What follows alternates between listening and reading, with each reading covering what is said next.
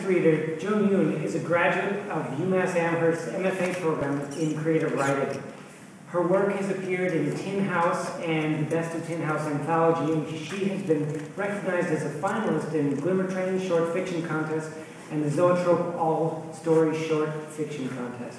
The work she submitted to the MCC, a story called The Strange Genius of American Men, which is a beautiful, funny, and deeply moving story, was published in the Massachusetts Review. Jung is currently working on her first novel. Please help me welcome Jung Yun.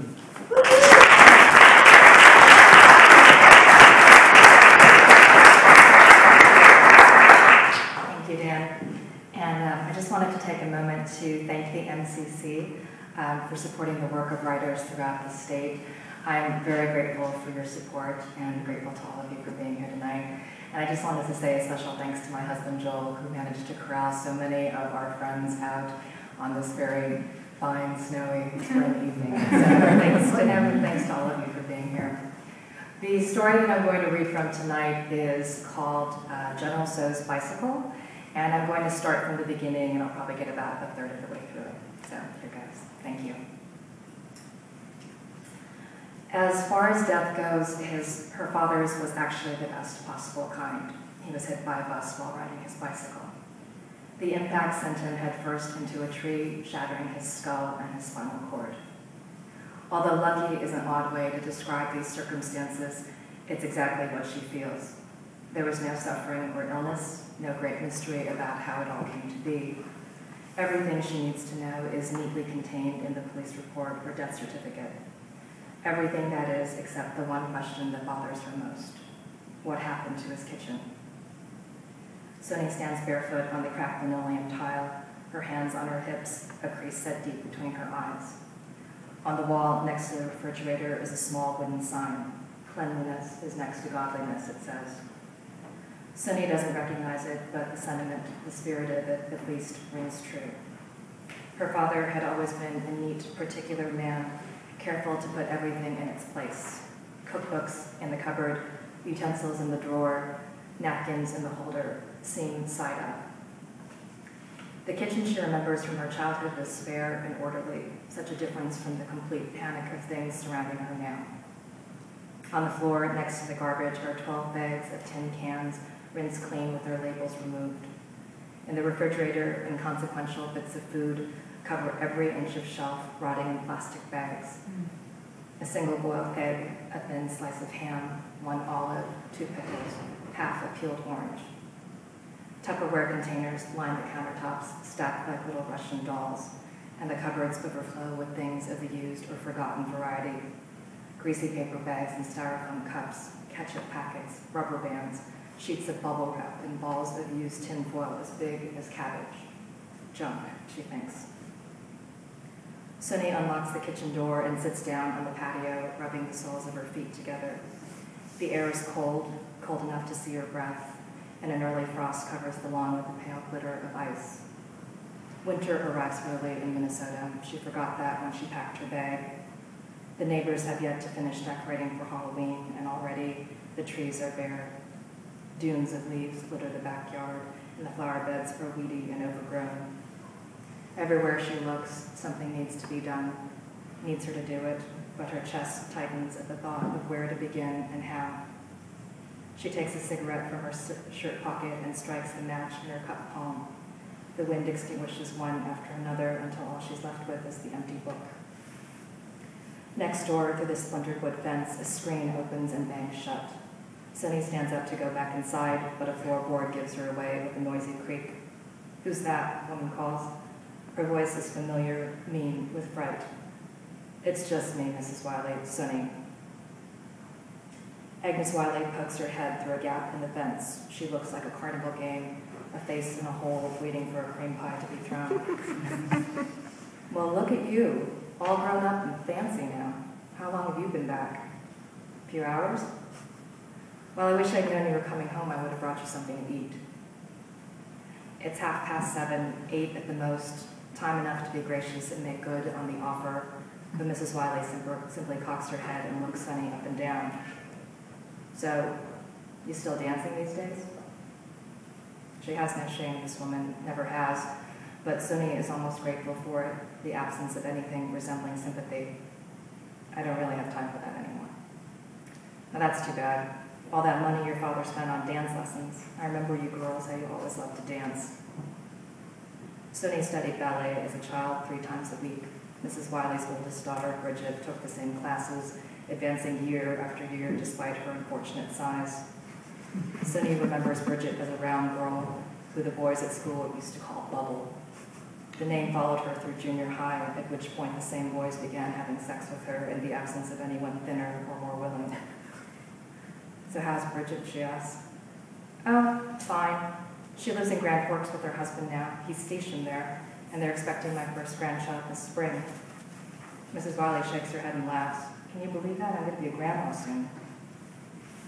Time hasn't been particularly good to Agnes Wiley.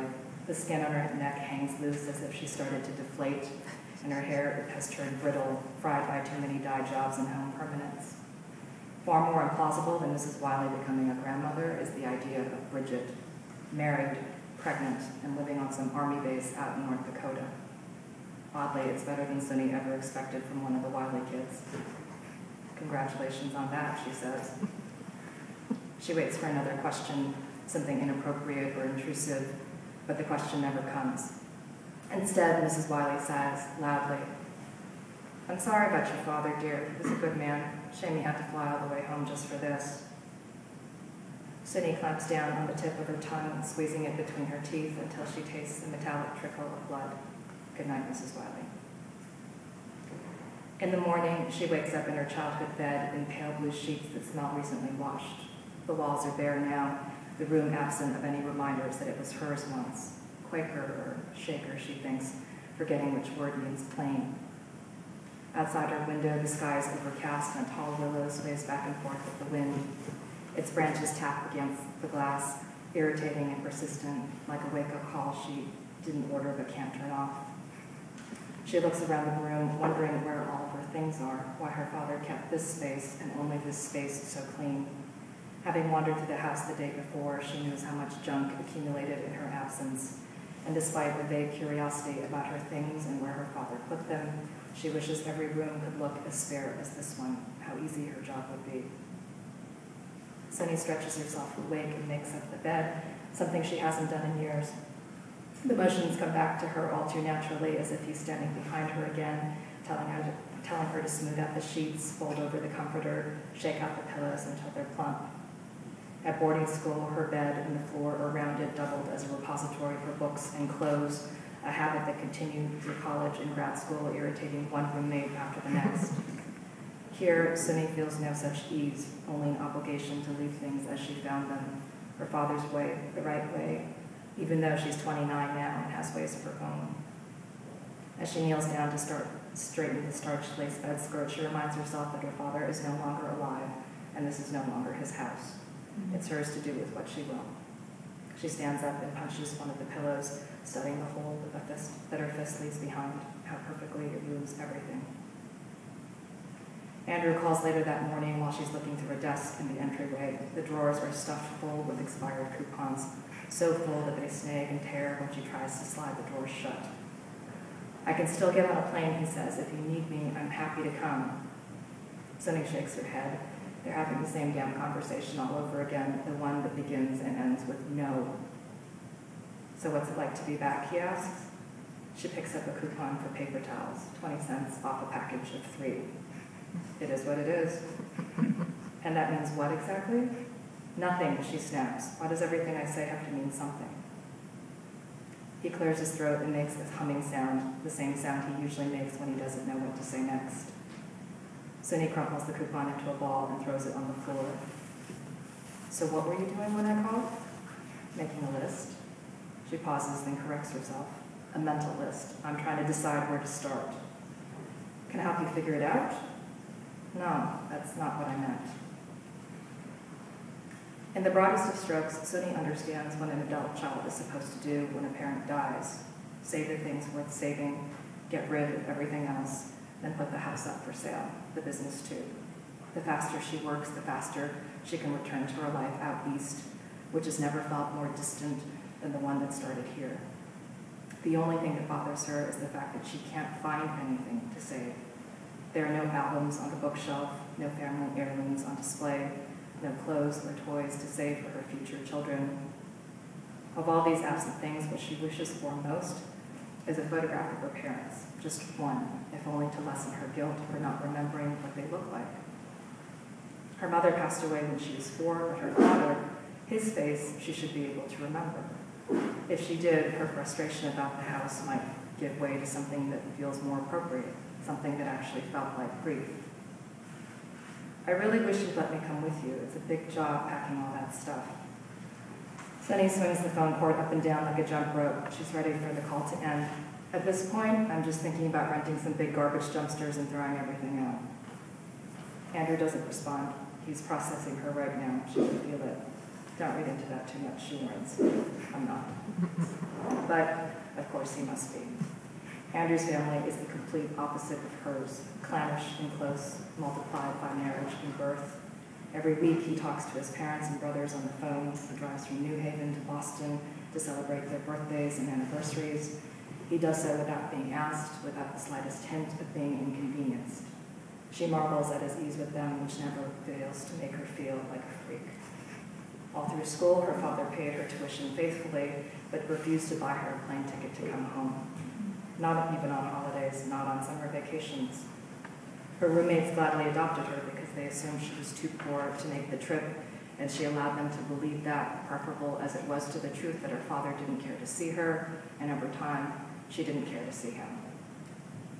Sunny drags the phone into the dining room and leaves to the piles of paper on the table, half a dozen bus schedules spread out like maps, and a year's worth of discount pet supply catalogs. Her father didn't own any pets. My next meeting's about to start, Andrew says. I should probably go now unless you still want to talk. She considers asking him about pack rats. What does it mean when someone starts hoarding every last thing he can get his hands on? But asking the question will require explaining what she found. Go to your meeting, she says. I'll be fine here. She hangs up the phone and rests her head on the table, reminding herself, convincing herself that she's lucky. It could have been so much worse than this. Thank you.